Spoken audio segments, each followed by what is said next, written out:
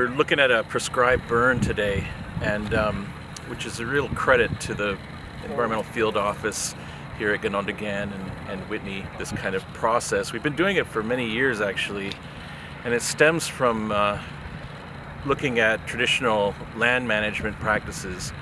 We know that Haudenosaunee, Seneca people in particular, in this area, managed the land and the grasslands, which, according to eyewitnesses, stretched 100 miles in all directions.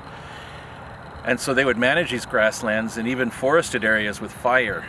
And they normally did it in the fall, really, which is when we're doing it right now. And they did it for a number of reasons. One is, of course, to kind of refresh the landscape, but also to take care of the gardens and return some of the nutrients back into the soil. But they also say that they burned the forest to promote the growth of nuts in the nut forests and to get access to harvesting them too. It really kind of was this really perfect way to manage your environment in a way that was resembled the natural functions and the processes of our world, right? Lightning strikes trees and they catch fire, and these burns would take place naturally. So what we're doing here is like an effort to kind of revitalize the lands, but also to reintroduce the grass species and plant species that were once here when people lived at Ganondagan. So behind me, this whole unit is part of a long-term project to kind of reinvigorate our landscapes and to kind of have an understanding of what Seneca people really did and how they experienced their land and how it looked, to restore that landscape. So it's really great, and we've got a great day and a great team, and it's all very exciting. Okay, so we're looking at the blue stem unit of a lot of the grassland work that's taking place at the Ganondagan State Historic Site. Essentially, we are trying to replicate what journal entries have told us were in these areas from the late 1600s. So there is big blue stem, there's little blue stem, there's Indian grass, and there are some forbs mixed into this grassland area here. We're trying to create more diversity amongst the species. So the rare bird species that we have on site, like the grasshopper sparrow, that are ground nesting species, they really like a specific structure in addition to specific native New York species to be in their habitat areas.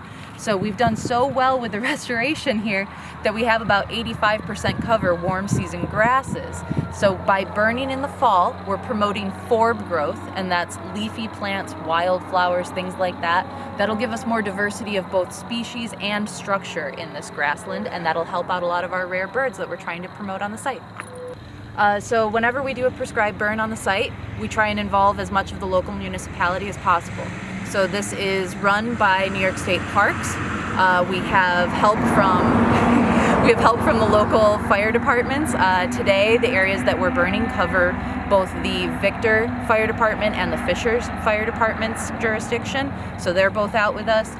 We have help from DEC in reviewing our plan and making sure that everything we're doing meets their standards as well. We have help from Park Police, County Sheriff, State Police.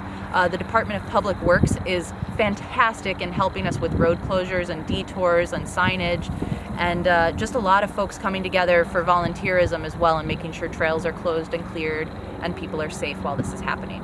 So not to be taken for granted, but here on the site, this program that we've created and established over many years, since 2013 really, is unique. There aren't many burn programs in the upstate New York area. The ones that do exist typically happen with state agencies, but have been almost exclusive to the Department of Environmental Conservation. This burn, although we do not participate on it ourselves, with the exception of folks who are National Wildfire Coordinating Group trained, New York State Parks hires a contractor to come out, do this work. Today we are looking at over 120 acres of burning, and the Albany Pine Bush area really is the other place in New York State that you see a whole lot of habitat management with prescribed burns. So not something typical of the area, something novel, but something needed. There's a lot of folks who are trying to get to the same place that we are at with this program. We're trying to help those groups as much as possible so that prescribed burning can become a wider used management tool. It keeps us it keeps our grasslands from regressing back to the form that they were in, the state that they were in when they were pasture or agriculture, post the Seneca being on this site. And it also means that we can do a lot more with a lot less staff. So something we're trying to help others do. Do you suppose your ability and success in the program has a lot to do with the connection that Ganondagan has culturally in terms of the management of the area, restoration of an ancient historic landscape and grassland? Absolutely. I think that the connection to interpretation and to culture on the site is 100% why we are successful. So, first of all, when you talk about restoration, a lot of people don't have a set point in time to restore to. You can talk about restoration all you want, but if you don't have a desired goal, then you don't know if what you're doing is successful. So the historic site background really gives us a place to point to and say, this will mean that we're successful if we can see this. And the connections to culture and the understanding that site staff have had of what this area looked like and what they want it to be and how they want to interpret it. And the fact that fire was here by the Seneca so long ago means that this just resonates so much more with anyone we're asking permissions of.